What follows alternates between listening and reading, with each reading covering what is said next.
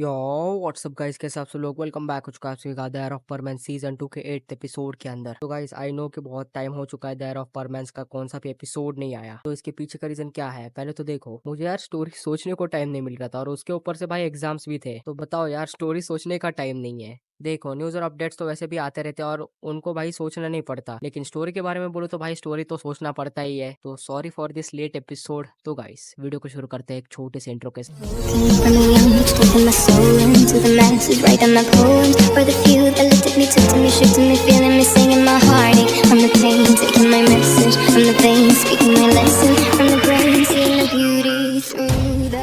तो guys, last वाले episode में हम सबने देखा कि परमैन को एक स्पेस कैप्सूल में डाल देते हैं और उसको स्पेस में भेज देते हैं। सारे परमैन का पीछा करने लगते हैं, लेकिन जैसे वो स्पेस कैप्सूल स्पेस में एंटर करती है, वहाँ से वो एक स्पीड पकड़ लेती है और अचानक से ही वो स्पेस कैप्सूल गायब हो जाती है। सारे परमैन जैसे स्पेस में पहुंचते हैं, वो देखते हैं कि स्पेस कैप्सूल गायब हो चुकी है। और फिर इसके बाद हम लोग देखते हैं कि दूसरी ओर एक एम्प्टी स्पेस में परमैन की स्पेस कैप्सूल ऐसे ही फ्लोट कर रही थी। और तभी हम लोग देखते हैं कि परमैन के माइंड में वो डीमन परमैन से बातें करने लगता है। और इस टाइम पे परमैन किसी के भी कंट्रोल में नहीं था, परमैन खुद के ही कंट्रोल में था। तो तभी वो डीमन सारी चीजें परमैन को बताता है। परमैन को ये सारी चीजें सुन के विश्वास नहीं हो रहा था। वो डीमन परमैन को ये भी कहता है कि बर्ड प्लेनेट जल्दी खत्म भी हो सकता है अगर हमने कुछ नहीं किया तो। और यही थोड़ी देर में परमैन को होश आ जाता है, वो अपनी बॉडी महसूस कर पा रहा था। तो तभी वो डीमन परमैन से बातें करने लगता है और वो कहता है कि स्पेसशिप के बाहर झांक के देखो, तुम्हें एक प्लेनेट नजर आ जाएगा। देखो, तुम्हें अगर बर्ड प्लेनेट पे वापस जाना है तो बस तुम ही रास्ता ढूंढ सकते हो। हमें कुछ साल भी लग सकते हैं ये रास्ता ढूंढने में कि हम लोग बर्ड प्लेनेट पे कैसे पहुंचेंगे। तो तभी परमैन कहता है कि ये सब कुछ तो ठीक है, लेकिन हम लोग उस प्लेनेट पे पहुंचेंगे कैसे। तो तभी वो डीमन कहता है कि उसकी चिंता तुम मत करो, मैं अपनी पावर से तुम्हें प्रोटेक्ट करके उस प्लेनेट तक पहुंचा दूंगा। इसके बाद हम लोग स्पेसशिप को ठीक करने का भी रास्ता ढूंढेंगे और हम लोग बर्ड प्लेनेट तक पहुंचने का रास्ता भी ढूंढ के निकालेंगे। तो तैयार हो जाओ परमैन ये सारी चीजें झेलने के लिए। तो इसके बाद हम लोग देखते हैं वो डीमन अपनी पावर से एक ऑरा क्रिएट करता है पूरे स्पेसशिप के चारों ओर, और धीरे धीरे से वो स्पेसशिप को पुश करने लगता है, जिसकी वजह से स्पेसशिप धीरे धीरे से आगे बढ़ने लगती है। और यही सब करते करते वो लोग पहुंच जाते हैं उस प्लेनेट पर।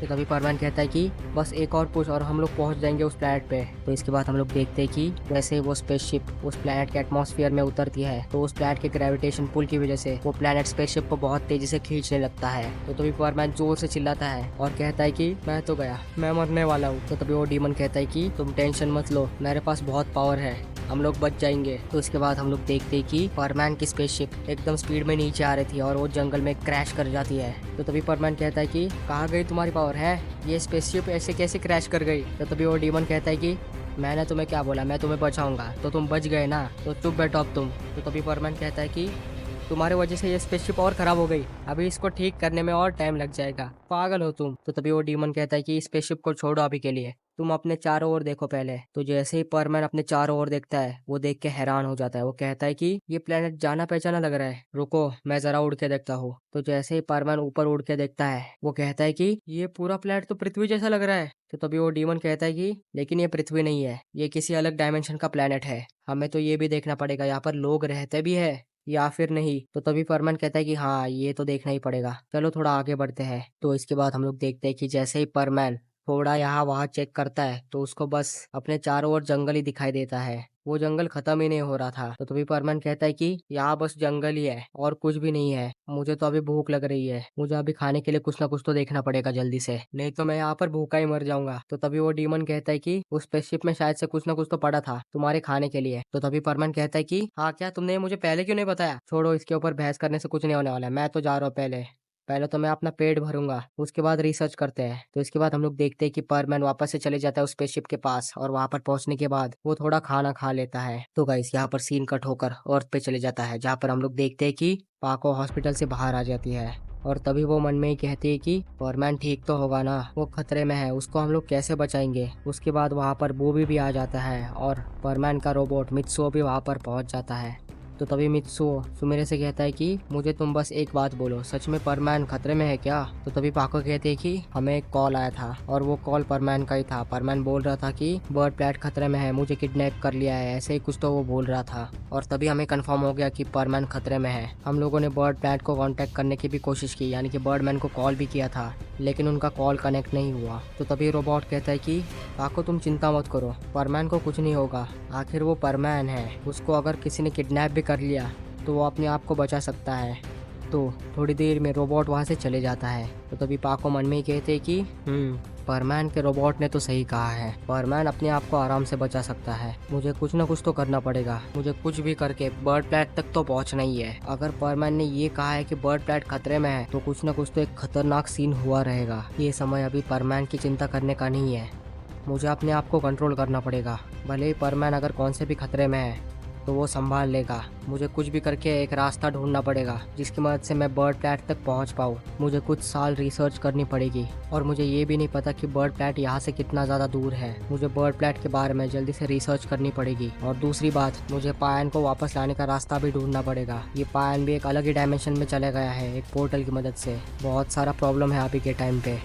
तो इसके बाद हम लोग देखते हैं कि यहाँ पर सीन कट होकर बर्ड प्लैट पे चले जाता है, जहाँ पर हम लोग देखते हैं कि सारे परमैन्स को बहुत ज़्यादा काम दे रहे थे अभी के टाइम पे। बर्डमैन बहुत ज़्यादा स्ट्रिक्ट हो गया था, हालांकि वो रियल बर्डमैन नहीं है। तो तभी ग्रैंड बर्डमैन से कहते हैं कि तुम ये सब कुछ क्या कर रहे हो, ये सारे परमैन्स अभी बच्चे हैं, तुम इनके ऊपर इतना लोड डालोगे तो कैसे चलेगा, मुझे लग रहा है कि तुम इस पोस्ट के लिए ठीक नहीं हो। तो तभी वो आदमी जिसने परमैन का रूप ले रखा है वो ग्रैंड बर्डमैन के ऊपर अपनी गन की मदद से एक लाइट बीम शूट करता है, जिसकी मदद से ग्रैंड बर्डमैन उनके कंट्रोल में आ जाती है। इन सारे चीज़ों के बारे में किसी भी परमैन को पता नहीं चलता, ये सब कुछ इतना साइलेंटली हो जाता है। लेकिन ये सब कुछ होते हुए ब्लैक परमैन देख लेता है और ये सब कुछ चीज़ें इचिरो भी देख लेता है। तो तभी डुप्लीकेट बर्डमैन ब्लैक परमैन को देख लेता है और जल्दी से वो जाके ब्लैक परमैन को पकड़ लेते हैं। और जैसे ही वो लोग ब्लैक परमैन को पकड़ते हैं, ब्लैक परमैन कहता है कि तुम ये जो भी कर रहे हो ये ठीक नहीं कर रहे हो, मुझे पता है तुम बर्डमैन नहीं हो, तुमने बस बर्डमैन का रूप ले रखा है, मुझे बताओ असली बर्डमैन कहाँ पर है। तो तभी वो डुप्लीकेट बर्डमैन कहता है कि अगर तुम्हें इतना सब कुछ पता है तो तुम हमारे लिए बहुत बड़ा खतरा हो। तो वो डुप्लीकेट बर्डमैन उस आदमी से कहता है कि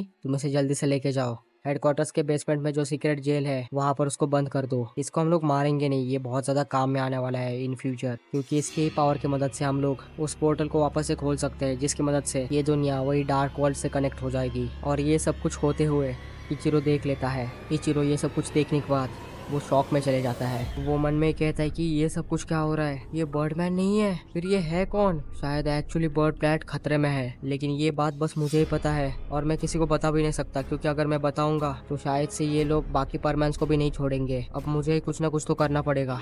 तो इसके बाद हम लोग देखते कि यहाँ पर सीन कट होकर परमैन के पास चले जाता है, जो कि एक अलग डायमेंशन में ही फंसा पड़ा है। तो इसके बाद परमैन कहता है कि ओके, खाना तो खा लिया, अब लगते है तैयारी में। पहले तो मुझे ये देखना पड़ेगा कि इस प्लैट पे कोई लोग भी रहते हैं या फिर नहीं। तो तभी वो डीमन कहता है कि तुम्हें वो तो करना ही है, लेकिन उसके साथ साथ एक और चीज़ को ढूंढना है। शायद इस प्लैट पे कुछ ऐसी चीज़ मौजूद है जो कि तुम्हारे पावर्स को बढ़ा सकती है। मुझे कुछ ऐसे इंस्टिंक्ट्स आ रहे हैं, इस प्लैट पर कुछ ना कुछ तो ऐसी चीज़ मौजूद है जो कि तुम्हारे पावर्स को बढ़ा सकती है। तुम्हें वो चीज़ याद रहेगी, वो स्वॉर्ड जो कि तुम्हारे कंट्रोल में थी, वो तो बर्ड प्लैट पर ही है, जो कि शायद से ब्लैक परमैन यूज़ कर रहा होगा। तो उसी टाइप की एक चीज़ यहाँ इस प्लैट पे मौजूद है, तो तुम्हें उस चीज़ को भी ढूंढना पड़ेगा और शायद से वो चीज़ हमें पोर्टल खोलने में भी मदद कर सकती है, लेकिन ये कंफर्म नहीं है। शायद से मैं इस प्लैट पे पहले भी आया हूँ, लेकिन मुझे एग्जैक्ट नहीं पता। तो तभी परमैन कहता है कि ठीक है, वो तो देखेंगे बाद में, पहले तो मैं ये चेक करने जाता हूँ कि इस प्लैट पे कोई लोग भी रहते हैं या फिर नहीं। तो इसके बाद हम लोग देखते हैं कि परमैन यहाँ वहाँ चेक करने लगता है और ऐसे ही ढूंढते ढूंढते दिन चले जाता है, लेकिन उसे कोई भी नहीं मिलता।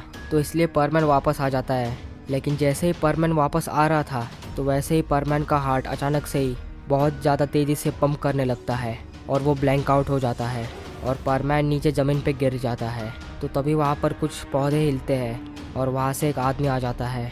तो तभी वो आदमी कहता है कि ये कौन है, ये इस प्लैट का तो नहीं लग रहा। तो तभी उसकी नज़र परमैन के केप के ऊपर जाती है। तो तभी वो आदमी कहता है कि ये बच्चा यहाँ पर क्या कर रहा है, वो भी परमैन सेट के साथ, हालांकि इसने कोई भी हेलमेट तो नहीं पहना है, कुछ तो गड़बड़ है, ये बच्चा यहाँ पर ऐसे नहीं आ सकता, कुछ तो गड़बड़ है। इसके पास वो हेलमेट भी नहीं है और दूसरी बात इसका केप फटा हुआ भी है और तीसरी बात इसको तो बहुत ज़्यादा चोटें भी लगी हुई है। तो शायद इसने किससे तो फाइट की होगी जिसके वजह से इसको इतना ज़्यादा इंजरी आई है। इसको मैं अपने साथ लेके जाता हूँ अपने घर पे। ये होश में आने के बाद इससे पूछेंगे क्या हुआ इसके साथ। और वैसे भी मैं इस प्लेनेट पे बहुत सालों से फंसा पड़ा हूँ, मुझे भी यहाँ से बाहर निकलना है जल्दी से।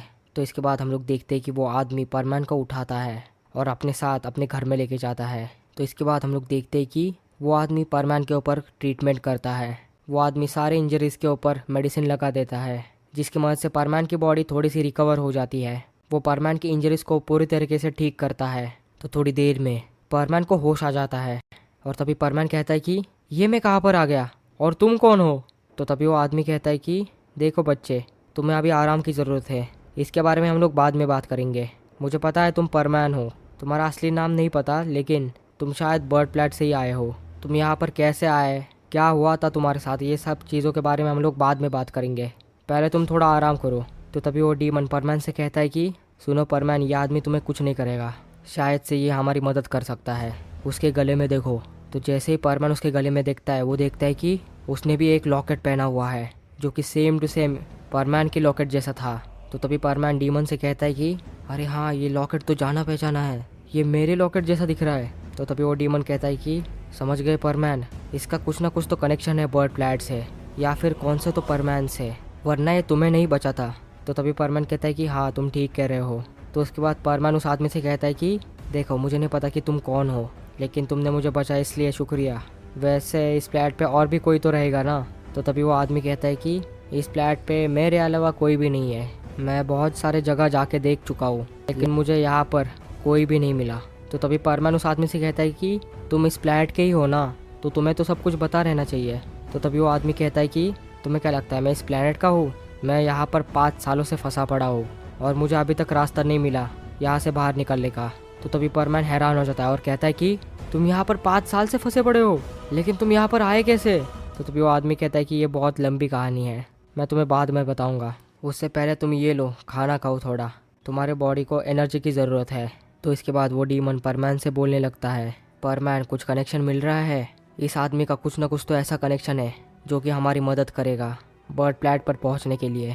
और मैं बहुत टाइम से देख रहा हूँ, इस आदमी का चेहरा जाना पहचाना सा है, कहीं पर तो मैंने भी देखा है इसको, लेकिन याद नहीं आ रहा। तो इसके बाद हम लोग देखते हैं कि एक दिन बाद परमैन उस आदमी से कहता है कि मैं थोड़ा बाहर जा रहा हूँ, मुझे बहुत सारी चीज़ों के बारे में रिसर्च करना है। तो तभी वो आदमी कहता है कि तुम जाओ, लेकिन तुम्हें यहाँ पर कुछ भी नहीं मिलने वाला। तुम एक बात सोचो ना, मैं यहाँ पर 5 साल से हूँ, मुझे कुछ नहीं मिला, तो तुम्हें क्या मिलेगा? तो तभी परमैन कहता है कि मुझे नहीं पता ये सब कुछ, इसलिए मैं तो जा रहा हूँ। मुझे इतना पता है कि मैं यहाँ से बाहर निकल कर ही रहूँगा, मुझे भले ही यहाँ पर कुछ साल बिताने पड़े, लेकिन मैं रास्ता ढूंढ कर ही रहूँगा वापस जाने का। तो तभी वो आदमी कहता है कि तुम्हें अगर लगता है तुम यहाँ से बाहर निकल सकते हो तो जाओ, जाके ढूंढो रास्ता, मेरा तो बस ये काम था कि मैं तुम्हें बताऊँ कि इस प्लेनेट पे कुछ भी नहीं मिलने वाला। तो इसके बाद हम लोग देखते हैं कि परमैन बाहर चले जाता है सारी चीज़ों के बारे में रिसर्च करने। तो जैसे परमैन थोड़ा दूर चले जाता है, उसको एक चीज़ दिखती है, नीचे बहुत सारे अजब-ओ-गरीब पत्थर पड़े हुए हैं। तो परमैन वहाँ पर चले जाता है और वहाँ पर पहुँचने के बाद वो देखता है कि वहाँ पर बहुत सारे अलग अलग कलर के पत्थर पड़े हैं। परमैन को कुछ समझ में नहीं आता।